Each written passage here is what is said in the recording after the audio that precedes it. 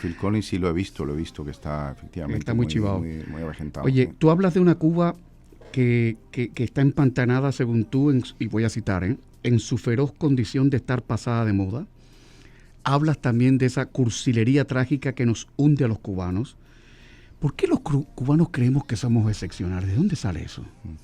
Este hecho de estar pasado de moda, lo decía Claude Lévi-Strauss sobre los trópicos. Decía, la maldición de los trópicos no son tanto las fiebres tropicales como el hecho de que siempre uno tiene la sensación de que están pasados de moda. Octavio Armand, el ensayista cubano, tal vez el principal ensayista cubano vive en Caracas, Venezuela, octogenario ya, le gusta pensarlo también en esa dimensión, en el hecho de que Cuba, en el caso particular de Cuba, no del trópico en general, de que Cuba es como si siempre fuera detrás, ¿no? Tuviera la historia delante, corriera a alcanzarla, pero como si siempre se quedara detrás. Y por cierto, en esta última Cuba, la que vivimos en los últimos 10, acaso 15 años, es un país efectivamente fuera del tiempo. ¿Por qué nos hemos sentido excepcionales? Bueno, es uno de los vicios nacionales. Hay unos cuantos, el dominó, tal vez el más insigne, pero el de la excepcionalidad es uno y que arrastramos desde siempre. No es un asunto nuevo, y es un asunto desde luego marcado por la circunstancia geográfica. El hecho de la ser insularidad. Claro, y el hecho de ser una isla más en el medio del Caribe, que era el puente de las Américas, es decir, era un lugar central, la antesala, ¿verdad?, la antepuerta, el antemural, aquel libro de José María Félix de Arrate, el libro fundacional de la historiografía cubana, que decía, Cuba es el antemural, ¿verdad?, de las Américas. Y esto después siguió, hablaba, en fin, Saco también veía a una Cuba excepcional, los autonomistas hablaban de la Canadá de América, de la Suiza de América, de la Turquía de América, siempre trataban de encontrarla en otro sitio. Parece que siempre nos sentimos incómodos con ella, y ya no les cuento cuando llegó la revolución y Cuba fue pues el primer país socialista de América, para lo que nos valió. Para lo que nos valió. Es verdad. Estoy hablando con Jorge Ferrer, que ha venido a Miami a presentar su libro Entre Rusia y Cuba, contra la memoria y el olvido. Jorge Ferrer, ¿en algún momento pensaste en que podría resultar demasiado incómodo o doloroso escribir un libro como este, Entre Rusia y Cuba, contra la memoria y el olvido? Mira, este libro lo comienzo a escribir el día que murió mi padre. Las circunstancias de la muerte de mi padre fueron muy particulares. Mi padre, un hombre ya en las vísperas de cumplir 80 años, un hombre que fue un alto funcionario del gobierno de Cuba durante muchísimos años, enviuda, viene a la ciudad de Miami por primera vez en su vida, se reencuentra con su familia, se reencuentra consigo mismo de alguna manera y decide quedarse a vivir en esta ciudad. Decide que la vida le puede dar otra oportunidad, exactamente otra vida, y esa vida quería vivirla aquí. Pero mi padre tiene una deuda con su hija, mi hermana, que iba a quedarse en Cuba, y decide regresar para decirle a la cara lo que él iba a hacer. Regresa a los 3 días, sufre un ictus fulminante y muere. Dios, es que de tragedia griega. Es decir, que el destino le robó la vida que él se había inventado. Por eso pensé que tenía que escribir este libro. Hay un momento enorme cuando mi padre viene a Miami y se reencuentra con su padre, que se exilió en el año 68, su padre con el quien no mantuvo relación durante todo ese tiempo, desde luego, y que está enterrado en un cementerio de Miami. Fue mi padre a hablar con el suyo, era un viejo hablándole a otro, un viejo vivo, un viejo muerto, pero más o menos los viejos vivos o muertos se dicen lo mismo. Y esa idea me conmovió extraordinariamente. Por eso empecé a escribir este libro. Voy a hacer una pausa, 3 minutos. ¿Me esperas 3 minutos? Claro.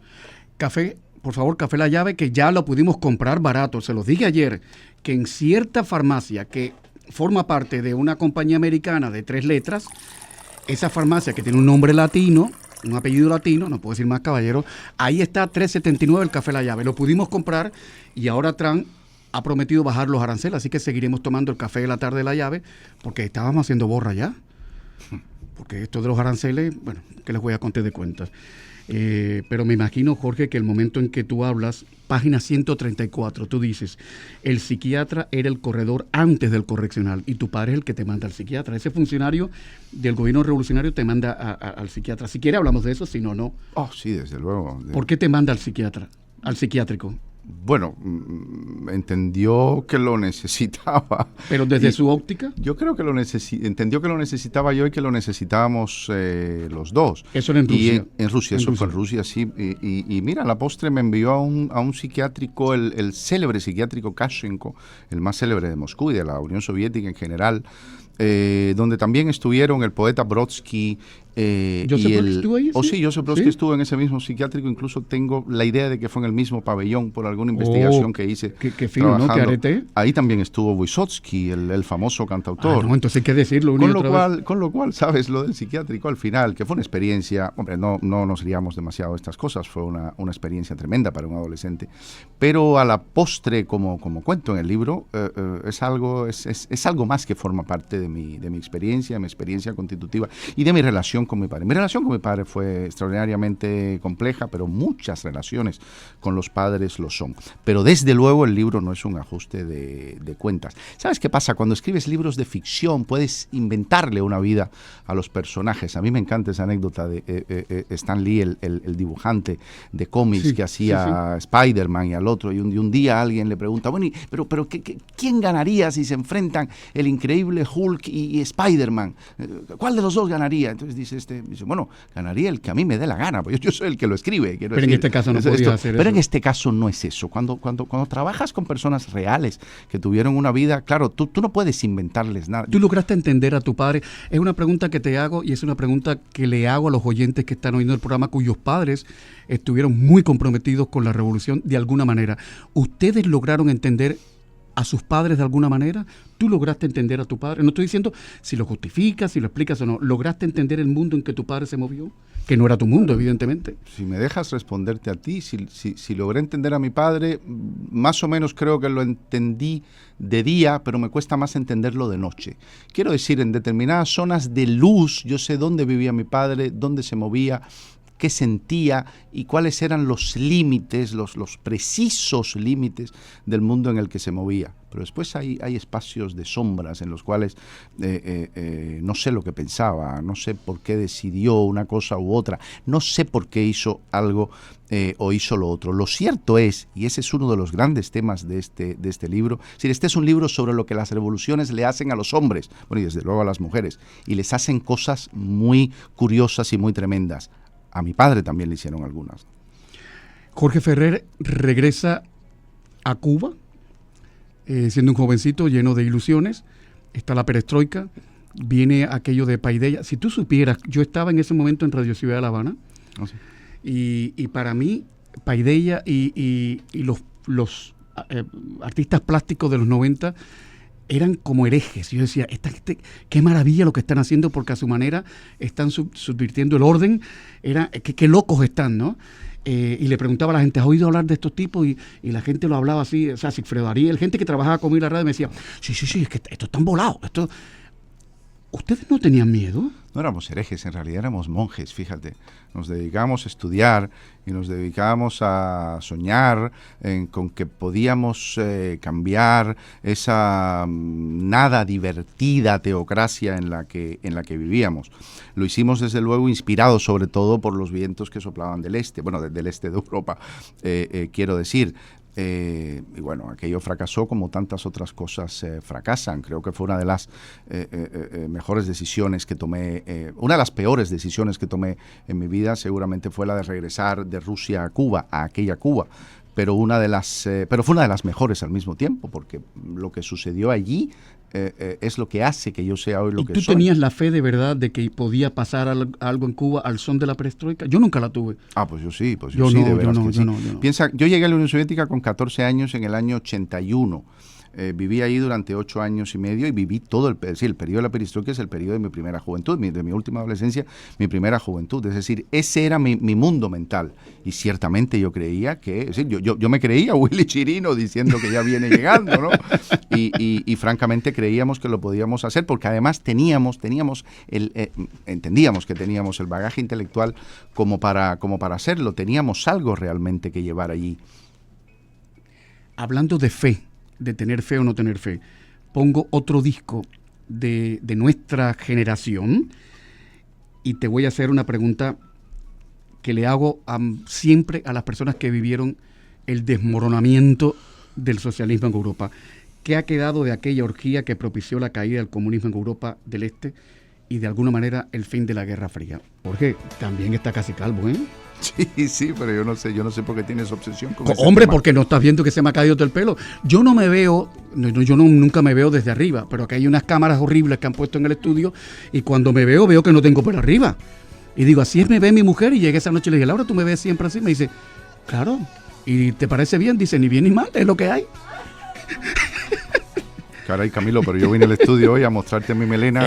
No quiero que eso sea eso es lo que me haga. molesta. Es que eso es lo que me molesta. 6:26 minutos.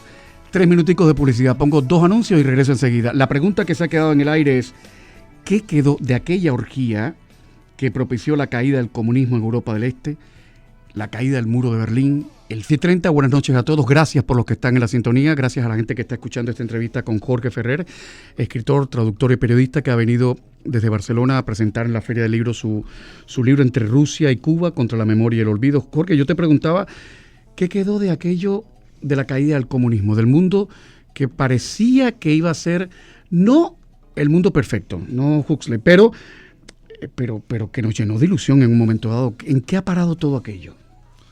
A mí siempre me gusta hablar, en lugar de la caída del muro de Berlín, del hecho de que el muro de Berlín fue echado abajo. El muro de Berlín lo tumbaron. Lo echaron abajo, sí. No se cayó solo. Lo que pasa es que a nosotros los cubanos, de alguna manera, el muro nos cayó encima, ¿verdad? Porque no, lo que sucedió en Europa del Este, es decir, el soplo enorme de libertad que se produjo ahí, que por cierto se dio al mismo tiempo que otro semejante en América del Sur. Es decir, hubo realmente un vuelco democrático en el mundo que llevó a aquel Fukuyama, en un libro por cierto espléndido y bastante mal leído, a hablar del fin de la historia. Es decir, había terminado la Guerra Fría y por lo tanto advenía un mundo con unas perspectivas distintas en lo que respectaba a la libertad, a la libre empresa, etcétera. Para nosotros, para los cubanos, eso no sucedió. Pero sin embargo, ¿qué quedó de ese momento? Bueno, quedó una Europa. Claro, esta pregunta, si me lo hubieras hecho antes de que Putin comenzara estas guerras infames y absolutamente crueles y estúpidas, la habría respondido de otra manera. Lo cierto es que quedó una Europa muchísimo más abierta a países que viven de Polonia hacia abajo hasta Bulgaria en unos ámbitos de prosperidad y de integración en general con el continente europeo, las instituciones europeas, etcétera, enorme, pero al mismo tiempo quedó ahí Rusia, y el asunto de Rusia no se resolvió. Es decir, el asunto de Rusia no se resolvió porque es absoluta y esencialmente irresoluble.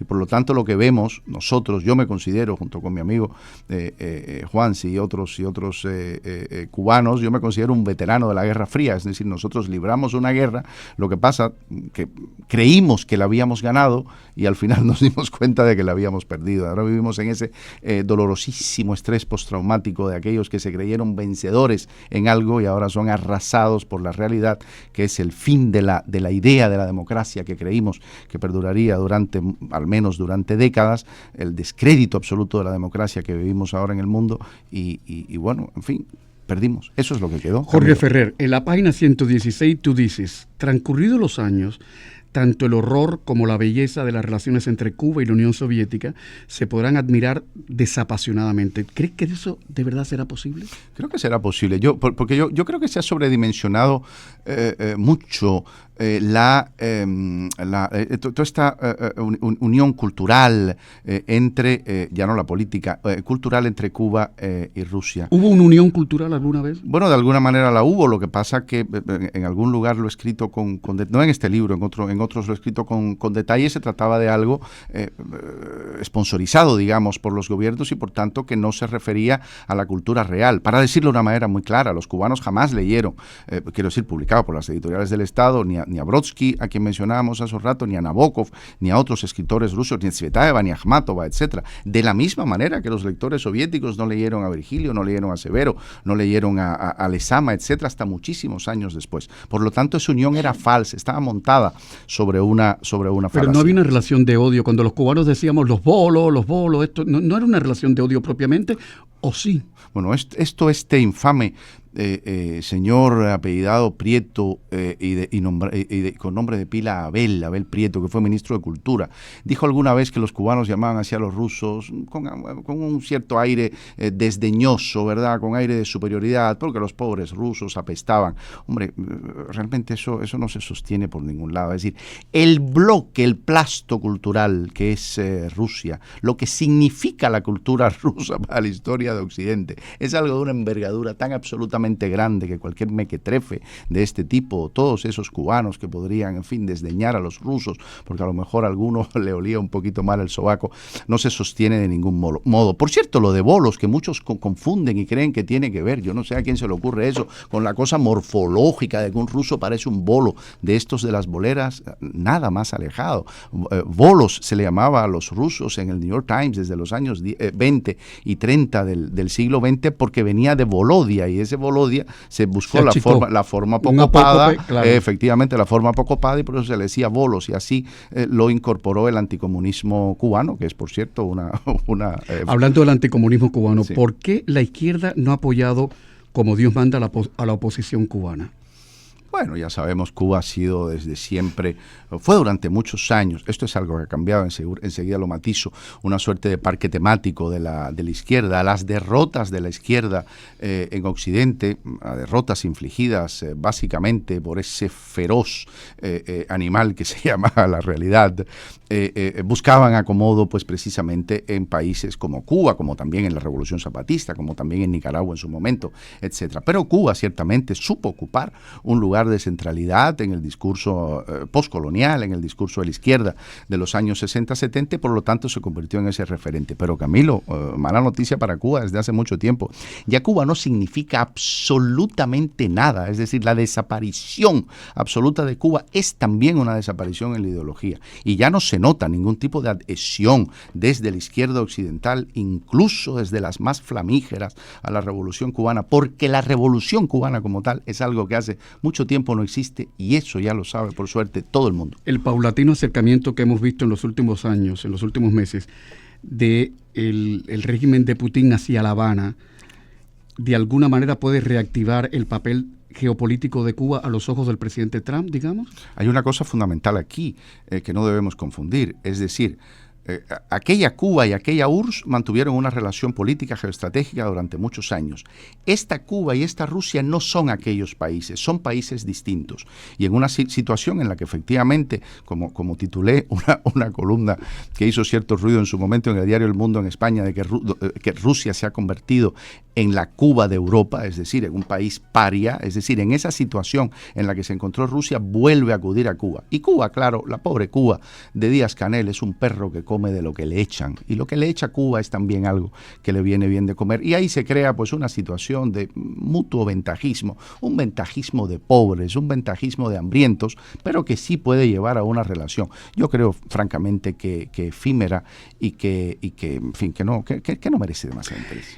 El digital El Estornudo, que siempre lo presento como yo creo que es donde mejor periodismo literario se está haciendo ahora, con el tema de Cuba. El Estornudo dice: Ferrer ha escrito un libro que se lee con hambre como un buen plato de ropa vieja.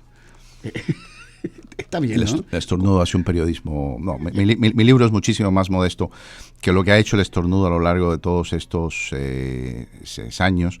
Dirigido por mi queridísimo amigo y admirado amigo Carlos Manuel. En fin, yo creo que es un libro que se lee con gusto, y la verdad que me sorprendió de manera extraordinariamente agradable cómo desde el primer momento lectores de muchísimos países, no solo cubanos y particularmente lectores españoles, el libro está a la venta en todas las librerías de España desde hace mucho tiempo, leyeron el libro y encontraron en él cosas que realmente les conmovían. Es que si no va por la política, va por la familia. Claro. Yo te decía que el libro, a mí me recordó a Renato Cisneros, el peruano, con el libro sobre su padre, sí, que era un facha de marca mayor. El libro de Falcioni, el colombiano, que reivindica a su padre. Claro, cada uno en la distancia que desde lleva. Pero me recordó eso. ¿Tu próximo libro también va de Ilusiones Perdidas? Oh, sí, perdidas y ganadas, perdidas y ganadas. Pero sí, estoy escribiendo un libro sobre las ilusiones. Estoy entrevistando a mucha gente que ha vivido estos últimos 20 años, todos estos procesos precisamente políticos y culturales que he estado experimentando Occidente en estos últimos años, y ha visto que son personas son personas que han creído que andaban por un camino, que su vida llegaría, su vida incluso intelectual, personal, amorosa, llegaría a algún sitio, y se han encontrado con que ese sitio seguramente ya no existe, como le pasó a Ulises, ¿verdad? Que llegó a un sitio donde apenas lo reconoció su perro. Y como en este mundo ya apenas casi nos dejan tener perros. ¿No hay Ítacas ya posibles? La verdad es que no lo sé, me da la impresión que no, pero habría que revisar las guías de viaje. Solo ellas nos pueden enseñar ahora si podemos llegar a Ítaca en un vuelo low cost. Jorge Ferrer, ha sido un auténtico placer tenerte en el programa.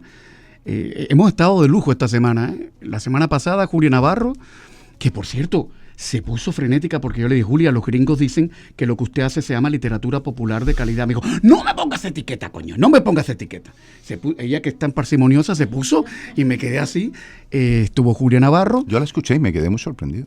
¿Verdad? Que se puso como... Sí. Pero mira, después pasa una cosa muy linda. No sé si te diste cuenta que nos quebramos los dos hablando de nuestros respectivos perros cuando murieron. Sí, lo escuché también. Y fue hermoso. Sí, yo de pronto dije, si hubiera sido televisión, pero dije, a mí no me importa. Yo lloro en televisión como lloro en la radio. De hecho, tomo una pastillita que me mandaron para no quebrarme con tanta habitualidad. Pero yo sí creo que es muy sano que los hombres lloren. Si todos los hombres llorásemos, otro gallo cantaría. En el Capitolio de Washington, en los Champs-Élysées.